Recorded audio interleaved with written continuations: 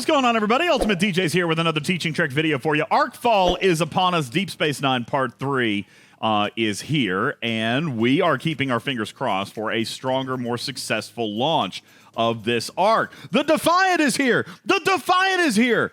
But you guys already knew that, right? It is Deep Space Nine Part 3, so let's get into it and see what the arc will bring. First, the Defiant. Let's take a look. You guys want to take a little peek at the Defiant? It's right there. It's right there. Look at that. As a matter of fact, I believe I've got a slightly better image. Let's go ahead and pop in here. Take a look. It's actually the same image, isn't it? Boom. Yep. It's the same one. There's the Defiant. I will go ahead and apologize, guys. We have very, very few assets to share with you, and actually very, very little data, as a lot of it was flowing and ebbing and really not a ton available to us prior to this launch that wasn't actually in the process of being modified. So you're going to have to listen to me talk for some of it, all right? But this is the Defiant, and it is here, okay? So what is it going to be doing? Well, this ship will be using traditional parts and materials, but also going to be adding specialty currencies to tier it up to tier 12, level 60. Whew, struggling to talk. It does have ops locks, though, and it begins at shipyard level 35, as most of Deep Space Nine has been geared towards 35 plus. That is where you'll be able to build the ship. At the time of taping, the tiers and the ops locks were not available. I hope to have that for you a little bit later on launch day. It maxes at tier 12, and that is locked to ops 55, interestingly. Not 60 or not 50, but ops 55 will have that cutoff right there at tier 12. This ship's active ability, Ablative Armor, is basically an Armada ability, not only helping with solo armadas, but Cardassian and normal armadas as well. This ability will use a form of boost juice that will come in a chest daily, like some of the other juices that we get. Just kind of like the Cerritos, the effects of this ability will come from your individual research that you unlock. Or maybe I should say favors. There will be research or favors for the Defiant, but they will be in the Bajoran store. All right, so if we come back and we go into the Bajoran store, you're going to remember where this stuff is, right in here in your faction store, and we're going to see new favors added to this list, okay? They will be right here in the Bajoran store, and I'm going to include boost to mitigation, piercing, damage, crit chance, and other damage factors for not only solo armadas, but also regular armadas as well. And so they're going to be differentiated. You'll see them based on the armada style or based on the solo armada style. Those researches will be using Bajoran faction credits and diplomacy tokens, but good news on the research is, just like all the rest of this stuff, it's not using any speed ups or resources or materials. It's pretty much an instant thing. Once you get the favor or the faction credits, you can unlock the favor. Also, building the Defiant is going to give you a new daily faction bundle. I have been told that I believe it's going to show here in the Bajoran store, probably somewhere here on this top line, that is going to get you some extra goodies, some extra faction credits, maybe some extra diplomacy tokens, maybe even some extra reputation. Don't know what's going to be in it yet, but you are going to get a daily faction bundle that's going to help fast track your progression through the Bajoran faction. You will be able to use this ship. It will be combat worthy as a ship that you bring along in solo armadas. As a matter of fact, using this ship in a solo armada will increase the number of Bajoran edicts that you get. Those edicts, once you actually get this elite loot exchange opened up here, these edicts are what you're going to spend down here to be able to get extra directives, extra credits, some extra officer shards, and a nice handful of parts. So that will fast track your accumulation of edicts as well if you use the Defiant in a solo armada. This will obviously eventually, once the reputation gets unlocked, become a major part of the Deep Space Nine officer sourcing. And the level or the percentage boost of the edicts is going to scale by the level of the ship. In addition to this ability, as you tier the ship, you're going to receive new solo armada buffs and favors here in the Bajoran faction store, just like we were talking about earlier. There will be new solo armada buffs that unlock at each tier of the ship. So just like some of these buffs are unlocking at reputation level, you're going to see some new buffs for the armada capabilities that unlock as you tier up the ship. Just as a quick heads up, if you are tiering the ship, quickly, you're going to want to check in the Bajoran store each time because there might be some things that reset, including like those faction, that daily gift chest and the extra goodies in there. So that stuff will reset as you tier the ship. Also, as a very normal, typical heads up, there will be solo leaderboards on upgrading this ship. So do be aware of that. Hold off until you see some of the events before you begin blasting through tiers of this ship, if indeed you're actually going to do that. New officers this month are an assortment of baddies. An assortment of bad guys through Deep Space Nine. Very interesting that one of the hints that I gave is there's a lot of heroes, but this crew is all about the bad guys, which is interesting narratively because now you guys will have your Explorer strike team. But they're all villains. We'll start with the epic Wayoon. Let's pop him up here. You guys can take a look. There is Wayoon, the Vorta DS9 bad guy. There he is right there. He's the ringleader. He's your epic. The captain's maneuver is when on an Explorer, you will have a 20% chance to inspire morale for 8 rounds. Synergy is 40% per side, giving you the same 100% chance at morale, kind of like Dukat had for Hull Breach. The officer ability, also very similar to Dukat, while on an Explorer fighting another player and under morale, shot count increases by 76% at tier 1. Whoa. That is much higher than Ducat's at 25%. However, the balance may actually come in the round limit, which is only for 2 rounds. It's going to increase your shots by 76%. That's a tier 1 value, which is only for 2 rounds. We actually had 5 rounds with Dukat. This is offsetting with a higher shot increase at tier 1, but lasting a shorter period of time, which is an interesting balance and could make this look very, very scary at first glance. We're going to have to see what info we can dig up that will ultimately result in a balanced crew set. The second bad guy that you've got is the Jem'Hadar. Jem'Hadar's chosen baddie is Ikatika, a rare officer, and his captain's maneuver is on an Explorer and in PvP. He'll increase mitigation by 20% for 1 round. Synergy getting him up to 25% per side, so a total of 70%. Big meh there.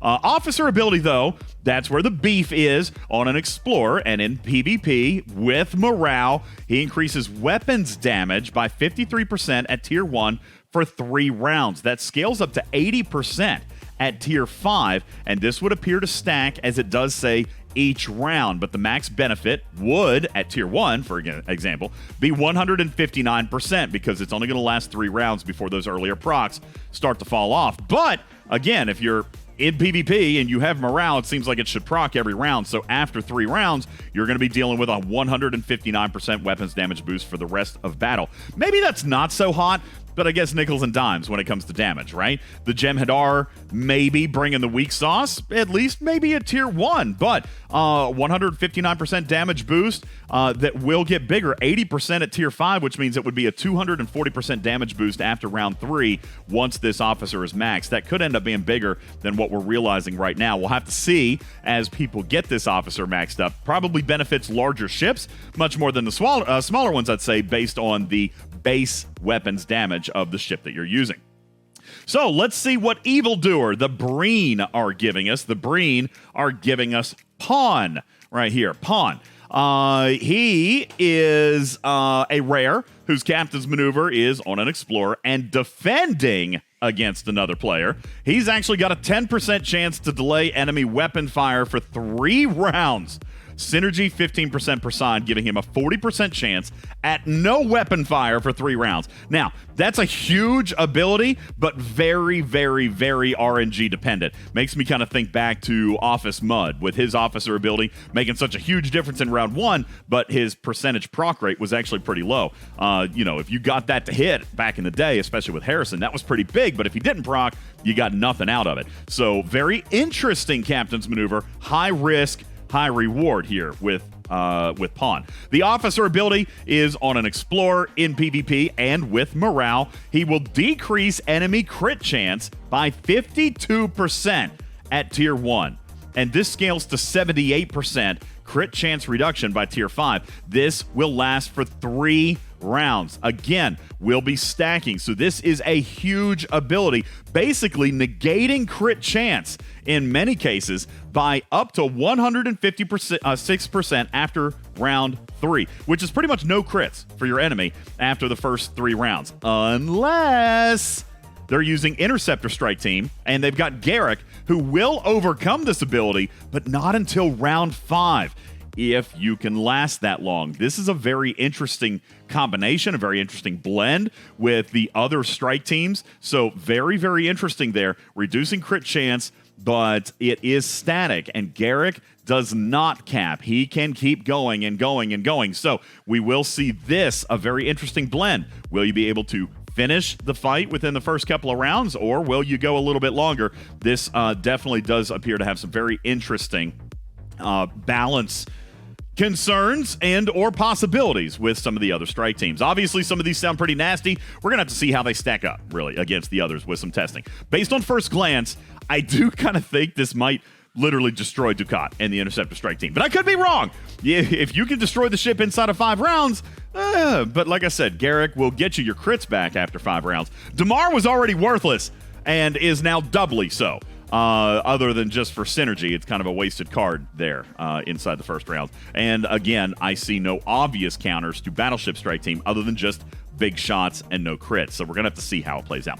Regarding sourcing this month, Pawn right here. This is the officer.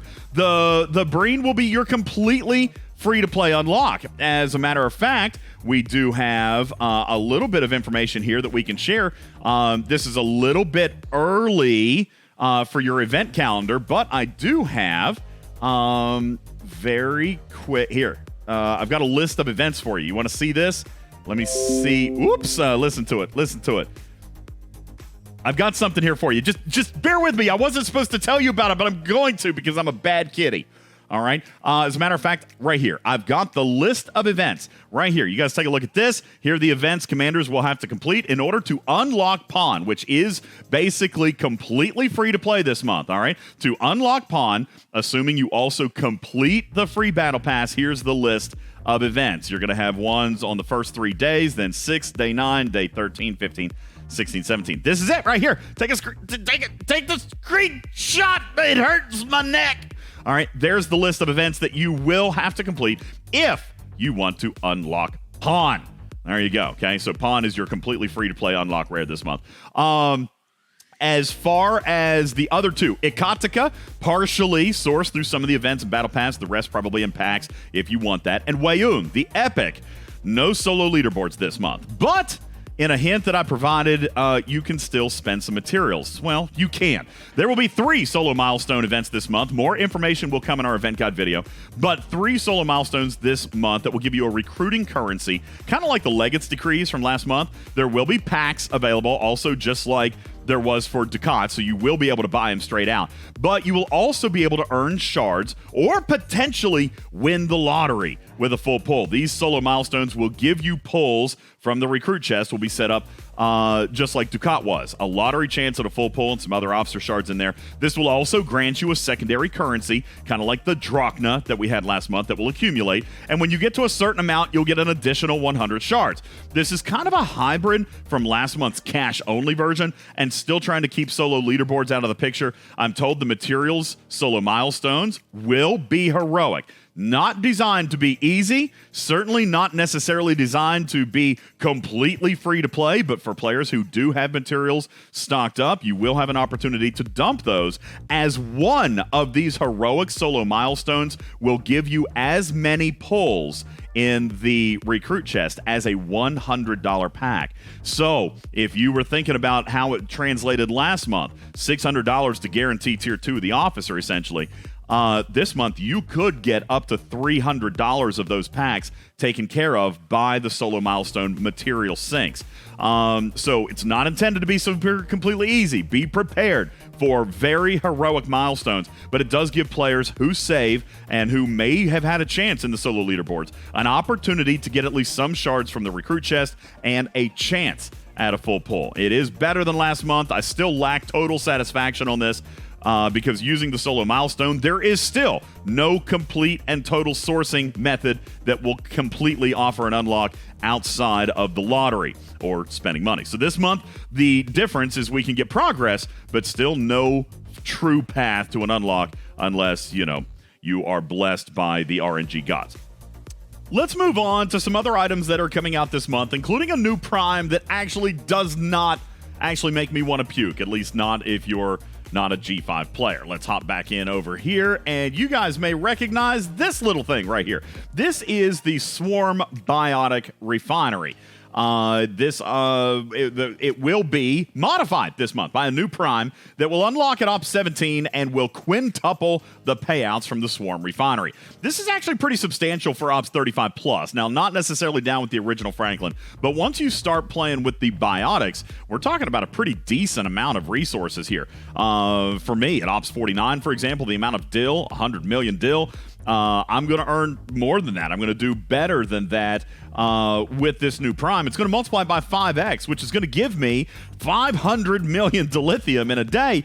At about 20 days, that's going to give me about as much dill as I would earn in a $100 research pack. So this is going to turn around and pay for itself pretty daggone quick. Maybe one that you want to look out for if you got a little extra cash this month. Of course, G5 players probably not going to be interested because Biotics stopped scaling at G4. So, you know, one day for you guys, G5, one day. There will also be an Exola exclusive pack this month for increasing faction rep earned in your faction events that you get in the daily folder. We were on that screen here just a second ago. These events right here, sometimes people forget about these. They exist inside the daily events folder, the reputation events. Well, this new prime that will be available exclusively in the Exola store will increase the amount not only of reputation, but also of faction credits by 75% in these daily events if you were to pick up this prime from the Exola store. Of course, we talked about other new favors that were coming into the Bajoran store. There will also be a new favor this month, some new favors in here, the research favors, whatever you want to call them, increasing damage against Dominion hostiles and increasing the daily loot payout by 30%. Remember, I told you, if you build the Defiant, you're going to have a new daily claim up here, and there will be a favor down here that you can unlock that will give even more, 30% more of the rewards that come in this new daily claim from building the Defiant. So this favor is going to increase that. Of course, as mentioned before, several new Defiant-based favors will show up in here as well. This month, you're going to have 10 new core missions that will present this month for Ops 34 plus. They will all, of course, show up over here in your holodeck.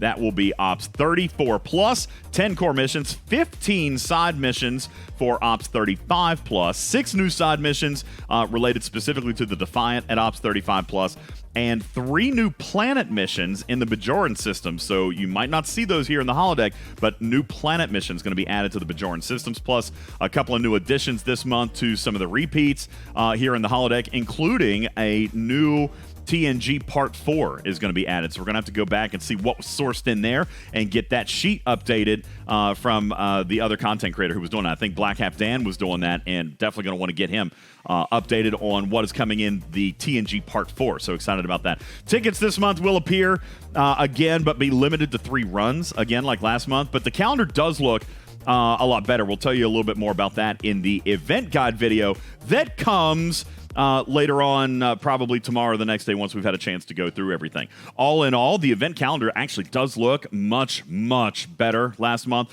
I kind of dropped this hint in some of the content that we were doing that I can see only one event that is actually paywalled, and it's kind of the acceptable one, right? It's the one for building and upgrading the Defiant. Well, that always comes. That will always be a thing whenever you introduce a new ship. So that one's coming. That one, I guess you could argue, is going to be paywalled, as the Defiant will be paid here on day one. But golly, could I have forgotten one of the biggest pieces of news is that over in the Bajoran store, in the Bajoran store, day one. How did I forget this? How? DJ, God, you so silly, lame information, give it all. All right, here, guys, day one, there will be a redeem bundle in here for Bajoran faction credits that will allow you to begin earning the blueprints for the Defiant. A free-to-play path on day one. Now, is it going to stretch you a little bit thin? Maybe. Do you continue to prioritize the favors, or do we now dump all of our credits into Defiant blueprints, knowing that having the Defiant is going to open up more opportunities for you to earn even more credits? Might be one of those things where you take a pause from the other favors and dump heavily into the blueprints required for the Defiant. But yes, a transparent, free-to-play path here on day one. Do I think it's going to be quick? I do not. Do I think it's going to be cheap? I do not. But transparency wins the day. You will have a box in here to redeem for the Defiant blueprints here on day one, and I think that's a win. Calendar looks good. I'm all for things that are going to pay me more loot. Is this month going to be the big build-up, exciting piece leading up to the final chapter? Well, we have yet to see. Deep Space Nine has disappointed so far, and this arc is giving the Defiant. That should be exciting in and of itself. Some players are going to be unhappy with the abilities that the Defiant gives, but I maintain there's no maxing and scrapping piece of this, so it's automatically better than Outlaw, but it's going to pay very, very well, especially in terms of Bajoran faction credits and diplomacy tokens, maybe even some reputation coming in here. So that's going to pay faster and better, which in the Bajoran store, which is going to give you more favors faster and better. So time will tell on whether or not this ship is going to play out to be what everybody wants it to be, but it will be combat worthy and will be a ship that you will ultimately want to use in as one of your 3 ships in the solo armadas. Time will tell as to when that actually will become a viable opportunity for a lot of you guys out there. And that is Deep Space Nine Part 3, the November arc. Whew, I don't know. Are you excited? I'm tepidly optimistic. All right, Deep Space Nine has disappointed so far, but I remain hopeful that the Defiant is going to pay me well, and I remain hopeful that December's big finale of Deep Space Nine is just going to bring this war to such a fevered pitch that we just can't help but love every ounce of it. What do you think, community? Leave your comments down in the section below. Please subscribe to the channel while you're here. Click on the little bell. You'll know when we do more ARC-related content this coming month. Lots of testing will come on this Defiant. When does it become useful? What are the statistics? Can it be a PvP ship? Can it actually survive in combat? We're going to do all kinds of stuff for you coming up here on the Teaching Trek channel. Appreciate it, guys, very much. Leave your comments down below and click on that like button. Share with your whole team and tell everybody that this is where you can find all the math and the nerds and the analytics on the Defiant this coming month. My name is UltimatDjz, here for Teaching Trek, saying meow for now. Love you, man, to catch you on the next one. Meow. Bye, everybody. Good night. Meow. Good morning. Meow. See you later in the cars. I need coffee.